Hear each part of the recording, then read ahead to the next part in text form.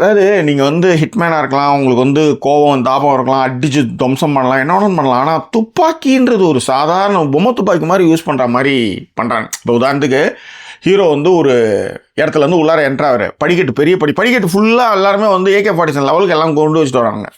திடீர்னு பார்த்தா ஒரு எல்லாரையும் அடிச்சு போட்டு அடுத்த லிஃப்ட்டில் வந்து குத்து உயிரும் கொலை உயிரமாக மேலே வராருன்ற மாதிரி இருந்தால் அதை கொஞ்சம் அந்த மாதிரி விஷயம் தான் ஏற்றுக்க முடியல அந்த படம்.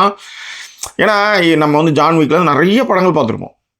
இந்த பழிக்கு பழி திறமையாக போய் அடிச்சு துவம்சம் பண்ணுறது. இன்றைக்கு இருக்கிற எல்லா ஆக்ஷன் படங்களும் அப்படி தான், அதில் மாற்றமே இல்லை. ஆனால் இந்த படம் வந்து அந்த துப்பாக்கி குண்டை வந்து ஒரு அவங்க மயிராண்டின்ற மாதிரி துப்பாக்கி குண்டை ட்ரீட் பண்ணுற விதம் இருக்குல்ல, அது இந்த படத்தில் கடுப்பாக இருந்தது.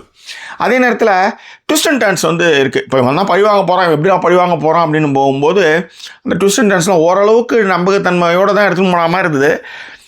அதுக்கப்புறம் அந்த துப்பாக்கியெல்லாம் வந்து அவங்க ட்ரீட் பண்ணுற இதெல்லாம் பார்க்கும்போது அடைச்சே போடா என்னடா இது ஏதோ வந்து வீடியோ கேம் பார்க்குற மாதிரி இருக்குன்ற ஒரு ஃபீலை வந்து அதை எட்டு வந்தது தான் இந்த மைனஸாக நான் சொல்கிறேன்.